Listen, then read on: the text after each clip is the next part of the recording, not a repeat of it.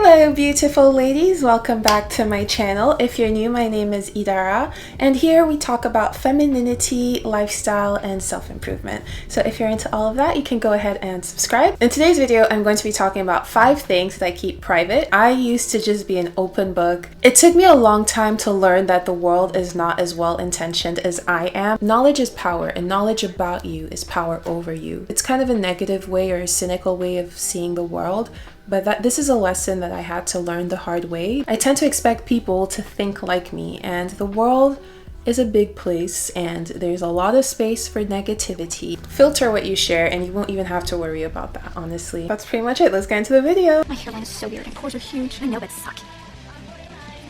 Tip number 1 is to not talk about your insecurities. And I have the perfect story for this. So I lived in France and there I had a good friend of mine. The first time I saw her, I was like, wow, she's so gorgeous. But there was this insecurity that she had and it was her nose. And she would always talk about her nose. And honestly, I had never noticed her nose. Like I would see her as a whole as beautiful. And she would keep talking about her nose and she was like, yeah, but look, it bends this way. Look, it kind of dents this way and there's this bump here that I want to get rid of. So much so that every time I saw her, first thing I would notice was her nose and all the things she pointed out about her nose. People don't see your insecurities like you do. You know, they're just so amplified in your head. And when you tell people about them, it's like you're pointing it out to those people for the first time. I think because of social media, we're all trying to attain this perfect beauty, not realizing that some of these flaws are actually part of what adds to our charm. And I also believe that by speaking it out, you're making that insecurity more concrete, not only to other people, but also in your mind. When I have insecurities, I try not to even think about it. I try not to think negatively about myself at all, like physically. I would also try to work on those insecurities within myself. So I think there's so much power in the words you speak out and what you say to other people. My friend who spoke about her nose all the time, she ended up getting surgery and there's nothing wrong with that. She's so happy with her nose now and I'm happy for her. So I'm not against fixing things that you're extremely insecure about.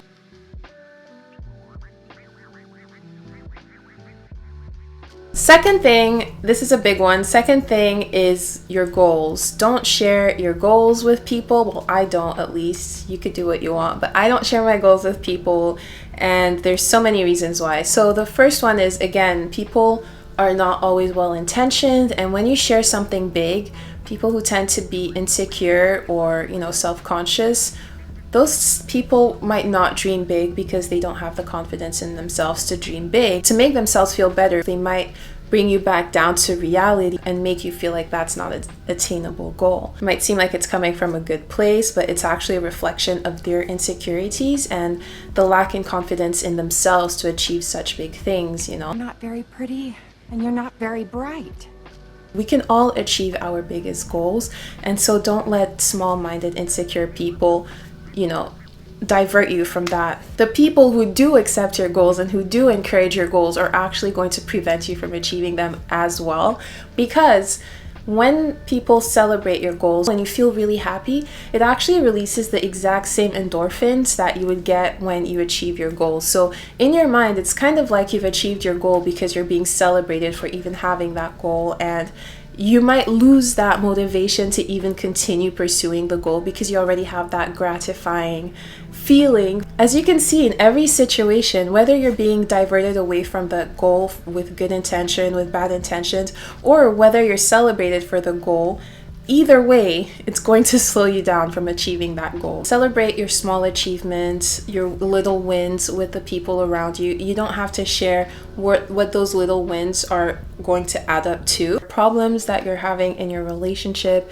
you take care of those problems with you and your partner. I used to share my problems all the time with people that were close to me. I'd literally get input from my best friends, from my mom, from my siblings. I would just share all the problems. And the thing with that is, when you're sharing the problems, you tend to share the problems more than you share the good things, right? You're creating this negative space around your partner with these people that are close to you. And it's also going to affect the way they see your partner. And what you want is like harmony, right? And it's also kind of disrespectful to your partner spilling all these things about them with other people. I'm sure they wouldn't want that. You don't have to share it with everybody. If you need advice, share it with the person you trust and feel would be able to provide the right solution for that problem, not just to vent, because that's also not fair, right? Also, when sharing the problem, share it in a way that's still respectful to your partner.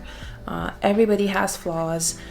Coming into a relationship is tricky because it's two different people trying to merge and find a balance, and as you're looking for that balance, there's inevitably going to be conflicts. You want to keep the relationship as healthy as possible. You don't want to demonize your partner in your loved one's eyes, because that's always going to come back and bite you in the butt. Your relationship should be something sacred, and just keep it between you and your partner. If you're planning to be with somebody for the rest of your life, it's really important the way you communicate about them, even when it comes to issues you might be having with them. No matter what stage of a relationship, I do not share my relationship history. So I strongly believe in the past is the past, and there's no point in dwelling in the past, in pulling up past experiences or whatever, because all the information you need to know about somebody is right in front of you. Who they are now is a result of all those things in the past. Guys love to ask women what their body count is, and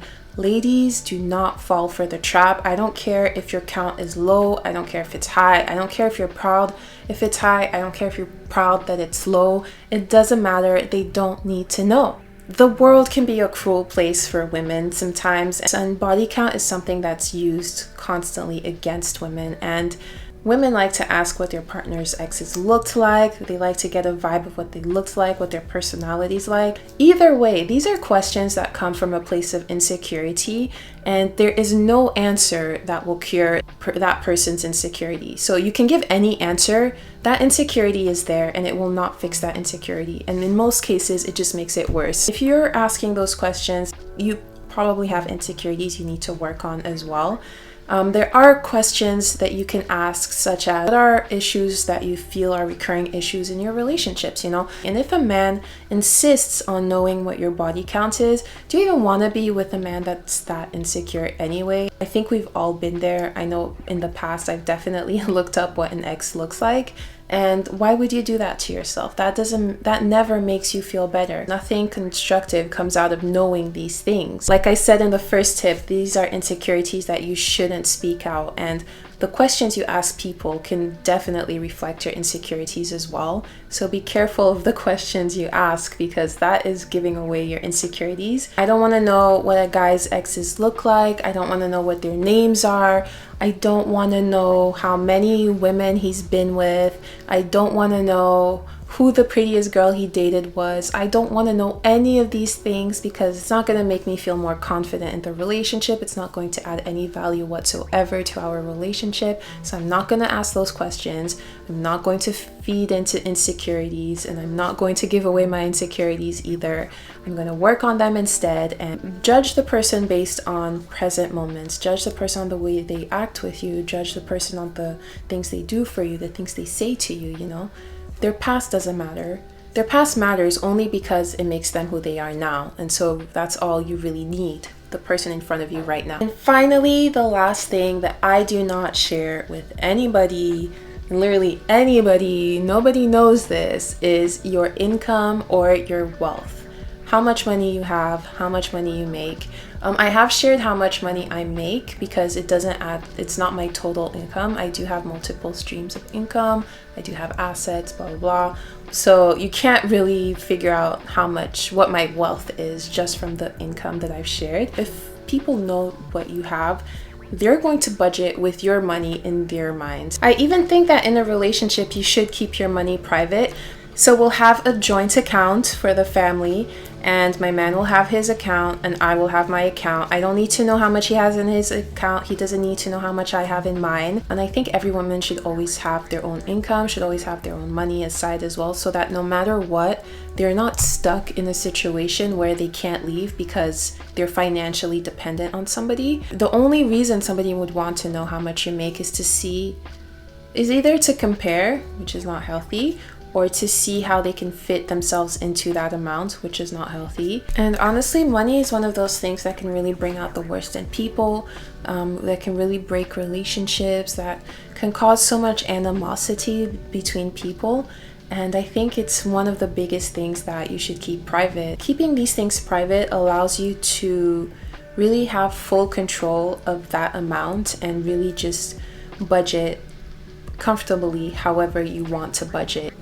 Okay guys, that's it. So they're really doing some serious yard work in my backyard right now, so I'm gonna go.